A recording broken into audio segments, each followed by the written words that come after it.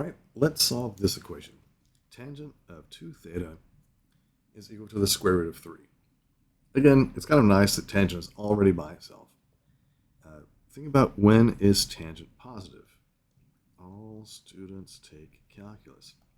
So tangent is positive, of course, in quadrant 1, and tangent is positive in quadrant 3. So keep that in mind when we're coming up with our values. All right, so that means that 2 theta is equal to, let's see. So for tangent to equal the square root of 3, that is a reference angle of pi over 3. So since we're in quadrant 1, that's going to be great. So this is pi over 3. And then the answer that we have down in quadrant 3 is also going to have this reference angle of pi over 3. So it's going to be 3 over 3 plus another third. And that's going to give me 4 pi over 3. Now I'll put a comma here because of the 2 theta, we've got to run through 2 complete cycles of going around the circle, right? So if I keep going around another time, I'd be back up here, which would be 2 pi, or 6 pi over 3, plus a third. So it's going to be 7 pi over 3. And then go another 3 thirds.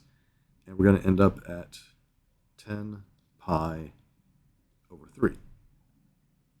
And now, whenever I get rid of the 2 here by multiplying times 1/2,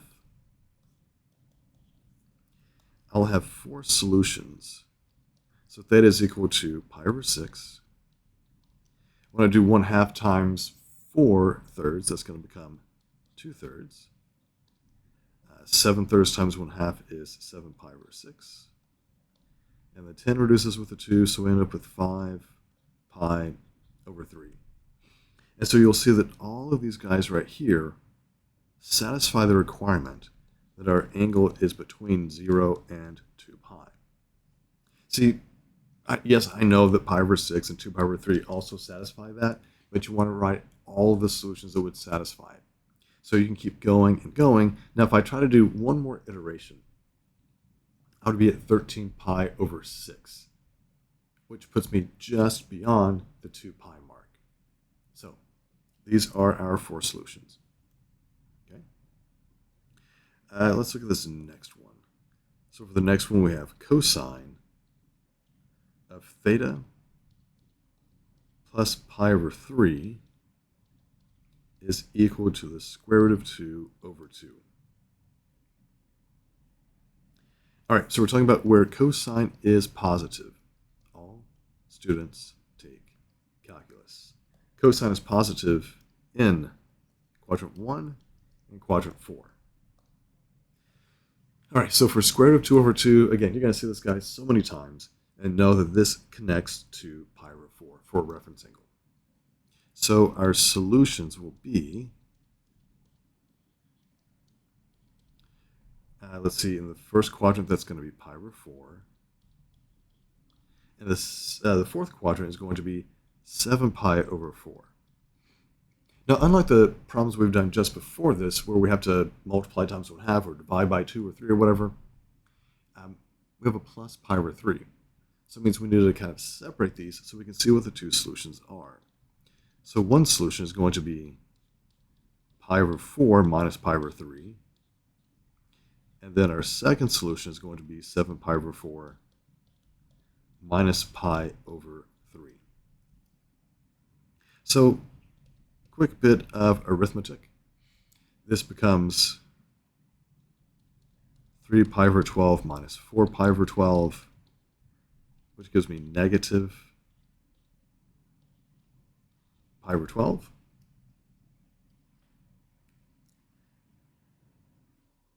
And then we have, so that's 21 pi over 12 minus 4 pi over 12.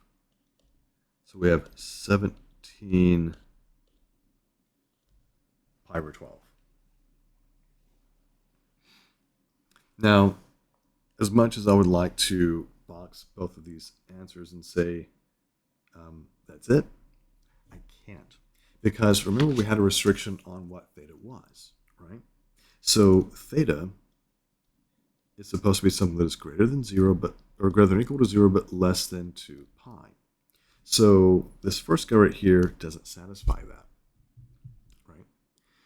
So if we were to think about what happens here, you go from pi over 4, 7 pi over 4, the next one would be 9 pi over 4. And let's see what happens if I were to do that. So let's see. A third possible solution, 9 pi over 4 minus pi over 3. Again, we make the simple conversions here. 27 pi over 12 minus 4 pi over 12. And we have 23 pi over 12. So that's going to be the other solution, because we have to satisfy that initial condition here where our theta is between 0 and 2 pi. So we do have two solutions. We have 17 pi over 12, and then we have 23 pi over 12. I know 23 pi over 12 is going to get kind of close, but it does not equal 2 pi. It doesn't exceed it. So it just comes in under the mark. So yeah, two solutions for that. So you got to watch out if you see that in the homework. If it gives you restrictions on what theta has to be, make sure that you follow those. Now before, when we were just doing, what do we have up here? We were just dividing by, or multiplying times 1/2. That was fine. We didn't have to really make any adjustments except for the fact that we had the 2 right here. So we knew that we needed to kind of double the rotations that we had going around the circle, going around in the xy plane. So when I did the 1/2, then they fall between 0 and 2 pi. All right. Now for this next one, well, so we're going to have to go to the graphing calculator. So the question is, tangent of theta is equal to -3. Well, before we jump into things, again, all students take calculus. So we want tangent to be negative. So that's going to be over here in quadrant 2 or in quadrant 4. All right. Well, tangent being equal to -3 is not one of those values that I've memorized. If you think about the nice values we have, of course, undefined, we have 1, and then there is the square root of 3 over 3, and the square root of 3. So that's not -3. So we need to go to the calculator for this. Okay? So that means that theta is going to equal the inverse tangent of, well, I guess this is really more about our thought bubble for this. Because again, our theta is supposed to be between 0 and 2 pi. So if I were to say inverse tangent of -3, let's see what the calculator tells me. Okay. All right, so let's see. We have inverse tangent. All right, when does tangent equal -3? Again, our mode is in radians. We see it up here. And so it tells me from here that theta is equal to -1.249.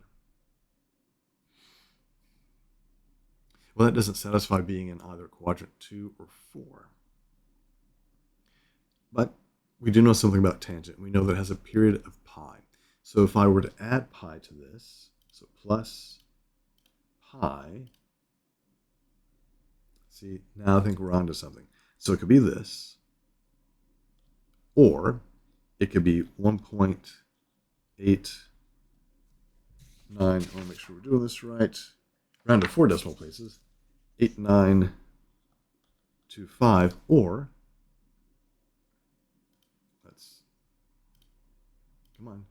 let's do this again. So 5.0341. If I were to add pi again, then I am beyond 2 pi, because remember, pi is about 3.14, so 2 pi is 6.28. So yeah, this answer doesn't make any sense. And these are the two, the 1.89 and 5.03. These are the ones that fall within the acceptable range for theta. So these would be our solutions. So we didn't really talk about it too much, but remember, for inverse tangent, inverse tangent will return a value that's from either quadrant 1 or quadrant 4. Same thing is going to be true for inverse sine. It gives you values between quadrants 1 and quadrants 4, or quadrant 1 and 4. Cosine, or inverse cosine, will return values between quadrants 1 and 2. So you've got to make sure you know how to interpret the answer and then get the answers that we're looking for.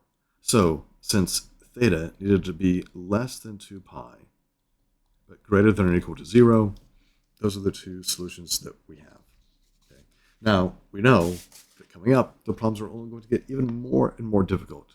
But as long as you pay attention, you stick with me, you're going to be okay.